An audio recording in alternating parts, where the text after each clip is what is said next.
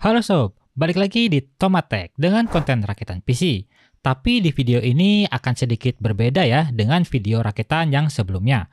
Karena mungkin lebih ingin ke mempromosikan diri kali ya. Kalau misal teman-teman ada yang mau rakit PC, speknya udah ada ataupun belum ada, mau dari kamu atau dari saya, kita bisa diskusiin dulu lah. Atau misal kamu mau beli komponen sendiri terus dikirim ke saya buat dirakitin, juga ya monggo. Tapi ya ongkirnya jadi double gitu. Lalu mau konsultasi sangat boleh kok. Mau via email, Facebook, TikTok, ataupun Discord, silahkan banget. Tiap hari saya pasti akan balas kok pesan kalian. Misal, kalian pengen diskusi juga, bisa tuh dengan join Discord Tomatek. Mau bahas seputar komputer, bahas game, atau bahas yang gak jelas pun di sana boleh. Nah terus, kalau mau rakit atau konsultasi, kemana bang? Silakan cek deskripsi video ini. Di sana sudah saya cantumkan email saya, link fanspage untuk Facebook, link Discord, dan server Discord, lengkap dah pokoknya. Bebas kalian mau hubungi saya lewat mana. Seperti contohnya rakitan satu ini sob, dari subscriber asal Depok yang pengen upgrade PC-nya. Bisa banget kok pakai jasa dari Tomatek. Jadi beberapa komponen yang masih bisa dipakai dari PC sebelumnya itu cuma dua ini, yaitu VGA sama PSU. Ya katanya sih biar kerjaan editing sama ngegame-nya itu lebih lancar lah. Nah karena orang yang gak banyak paham tentang komponen PC, jadi untuk pemilihan komponen itu saya yang tentukan. Dia cuma kasih budgetnya aja. Beberapa komponen ini bisa kalian tiru kok sob, kalau emang kalian tertarik dengan rakitan ini. Terus budgetnya berapa? Dan speknya kayak gimana sih?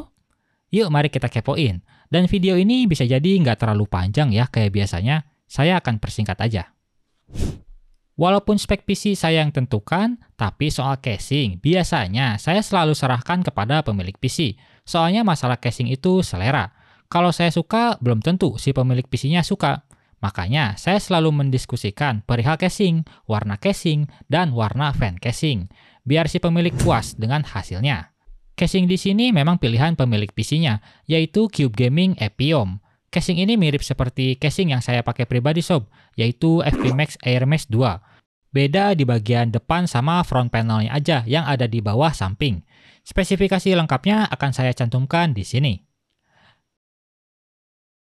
Casing ini sih side panelnya menggunakan sistem 2 baut ke frame. Jadi kalau mau lepas baut pun masih aman karena ada penguncinya. Nggak gedebuk langsung pecah gitu. Tapi tetap aja, untuk cari aman, saran saya buka kaca dengan posisi casing tertidur. Bagian depannya ini mesh, dan di luar dugaan, ini udah dikasih dust filter yang nempel alias bukan add-on yang sistemnya magnet gitu. Tapi ini nice banget, jarang soalnya casing low budget yang kasih dust filter di bagian depan. Selain itu sudah kasih fan casing 2 buah juga, ARGB sob. Perkabelan duniawinya tergolong standar aja, nggak ada yang spesial. Untuk casing ini harganya ada di 460 ribuan. Platform yang dipakai sih mainstream ya, yaitu AMD i4 dengan motherboard mid-range terbaik dan terlaris. Meren? Soalnya Mobo ini banyak banget yang pakai, yaitu B550M ASRock Pro 4. Fitur banyak, harga murah. Mobo mana lagi coba yang kasih kayak gini? Harganya sendiri ada di 1,6 jutaan, kembali 2 porsi bakso. Prosesor sweet spot terbaik, yaitu Ryzen 5 5600 polos. Combo laris manis ini mah. Mobonya laris manis, prosesornya juga sama, wombo combo price to performance. Harganya sendiri ada di 1,3 jutaan untuk versi tray.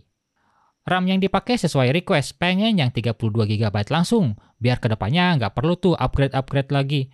Karena 32 GB ini masih menjadi opsi terbaik untuk sekarang. Karena ya makin banyak aplikasi yang butuh banyak RAM, jadi 16 GB rasanya sudah jadi minimal di zaman sekarang. Amannya sih ya di 32 GB. Di sini pakai dari Kingston Fury Beast 2x 16 GB 3200 MHz, ada di harga 950 ribuan. NVMe juga sama, sesuai keinginan pemilik PC-nya, yaitu 1 TB. Di sini pakai dari Adata Legion 900. NVMe ini masih menjadi pilihan untuk NVMe yang punya price to performance terbaik. Soalnya, klaimnya sendiri punya speed read up to 7000 Mbps dan write-nya up to 6200 Mbps. Mantep gak tuh? Tapi karena Mobonya ASRock Pro 4 ini sudah ada heatsink NVMe-nya, jadi grab hand bawaan Adatanya nggak dipakai ya sob. Buat harganya sendiri ada di 1 juta, kembalian permen 3 biji. Salah satu cooler yang bikin saya penasaran sama performanya, yaitu Thermalright Assassin Spirit Evo 120 ARGB. Cooler ini bikin saya penasaran karena ada di rentan harga 400 ribuan, yang mana udah banyak cooler bagus di harga segini. Tapi biasanya Thermalright ini suka melampaui ekspektasi untuk performa yang diberikan. Yang 300 ribuan aja udah dingin, apalagi yang 400 ribuan, gitu kan ya? Buat desainnya sendiri, jujur sih cakep ya, simple dan legam. Langsung aja kita masukin ke casing. Karena beda casing itu beda cara perakitannya, terkhusus casing ini atau yang serupa, kita harus lepas dulu sob fan casing yang ada di bagian depan. Karena kita mau pakai fan casing lain alias yang bawaannya nggak akan dipakai. Jadi pasang fan dulu. Soalnya kalau kita masang mobo dulu, itu nggak akan bisa tuh kepasang fan casing bagian depannya ini. Buat fan casing yang saya pakai di sini yaitu Olympus Gamma F12, tapi versi yang ARGB. Kalau kemarin kita pakai yang versi polos, nah sekarang pakai versi yang ARGB-nya. Tapi, jujur sih saya nggak nemu sesuatu yang spesial di versi yang ARGB-nya ini. Mirip-mirip aja dari Cool Moon, Jungle Prism, Kyo, dan kawan-kawannya. Harganya juga sama, soalnya mirip-mirip ada di sekitar 60 ribuan, kembalian dikit. Selanjutnya masukin deh mobo lalu baut. Jangan lupa untuk mengatur kabel front panel terlebih dahulu sebelum kamu pasang PSU. Oh ya, BTW untuk rakitan ini absen HDD gacha ya. Agak sepi rakitan tanpa harddisk gacha tuh. Setelah semua kabel front panel dipasang, masuklah ini PSU dari Corsair CV 550W 80+ bronze. Oh ya, BTW PSU ini kelasnya ada di sekitar 700-800 ribuan ya. Bersaing aja dengan MSI Mag, Montec Beta, atau XPG Pylon. Yang dengar-dengar udah mulai turun tuh harganya PSU gorengan. PSU ini merupakan PSU dari PC sebelumnya yang dimiliki oleh si pemilik PC ini. Garansinya juga masih lumayan panjang dari DTG. Overall bagus aja. Kalau nggak salah ya, kalau kamu mau beli Corsair CV yang sekarang ini, udah nggak ada, melainkan diganti jadi Corsair CX. Jadi kurang lebihnya sama kok, kalau kalian memang mau beli PSU ini. Untuk harga barunya sendiri ada di sekitar 760 ribuan, versi 550W 80+ bronze. Garansinya juga 5 tahun kok. Setelah memasang tek-tek bengek perkabelan PSU, lanjut pasang fan casing yang tersisa, yaitu pada bagian atas dan juga belakang. Nah, ini nih yang sedikit bikin mual, yaitu pasang-pasangin fan ARGB-nya. Ampun dah. Ya, intinya tips dari saya, kalau emang mau rapiin kabel gini, pasangin aja dulu kabel-kabelnya. Pastiin semua sesuai soket, jangan salah pasang, atau enggak nanti duar. Tips lainnya ya yang sabar aja dan lakuin perlahan. Gak apa-apa makan banyak waktu, yang penting kerjaan kita rapih dan hasilnya maksimal. Tapi ya semaksimal-maksimalnya hasil saya pasti tidak lebih baik daripada punya kalian sob. Setidaknya udah berusaha lah. Komponen terakhir yang jadi salah satu part bawaan si pemilik PC yaitu VGA. Komponen ini saya sarankan jadi penutup setelah kamu selesai merakit dan merapihkan kabel ya. Tapi itu berlaku untuk kamu yang udah percaya diri. Kalau kamu seorang pemula atau masih iseng-iseng gitu ya rakit PC sendiri, saran saya jangan dulu dirapihin kabel-kabelnya. Karena nanti kalau PC-nya pasti nyalain itu gak mau nyala, kamu gak pusing lagi buat bongkarnya. Tapi tetaplah VGA ini jadi part terakhir yang dipasangkan pada sebuah PC. Di sini pakai VGA mainstream yaitu GTX 1660 Super dari Colorful. Dan ternyata masih ada garansinya sob sampai tahun 2025 bulan September. Katanya sih ini emang pembelian tangan pertama, kondisinya juga masih bagus dan cukup terawat. Kalau kamu pengen beli VGA ini, kalem aja sob, banyak kok yang jual 1660 Super.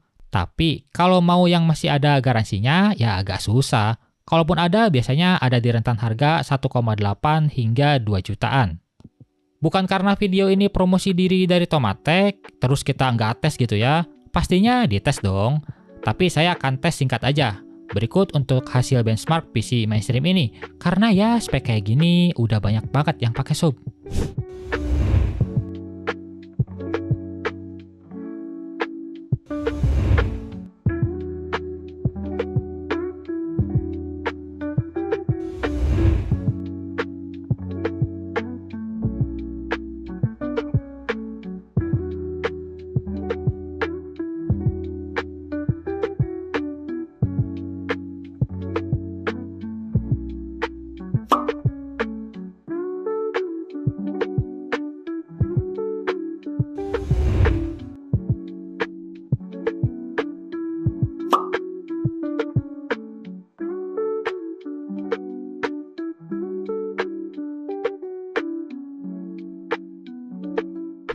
Setelah benchmark, kita tes game juga lah di 1080p.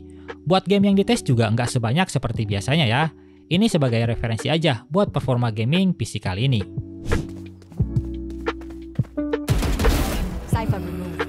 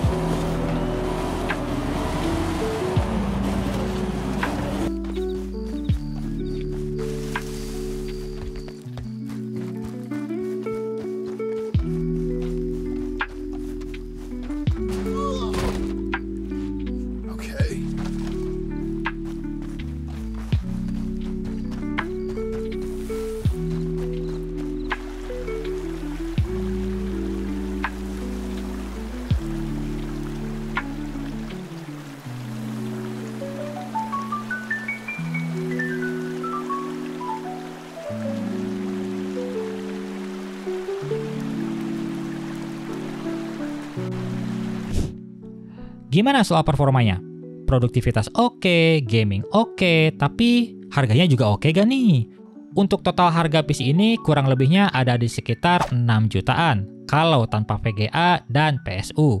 Tapi kalau kamu mau samain VGA dan PSU-nya kurang lebih ada di 8,7 jutaan. Harga yang sangat wajar untuk performa yang diberikan.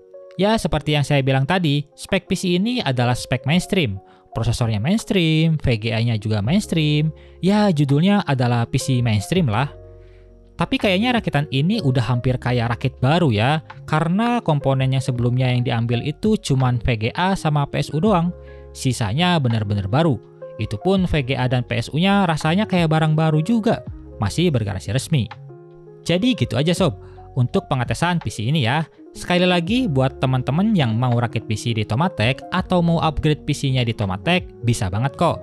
Diskusi atau konsultasi doang juga bisa banget, tapi ya diskusinya tentang dunia komputer aja, jangan diskusi tentang nikah. Uang saya juga belum menikah, kocak.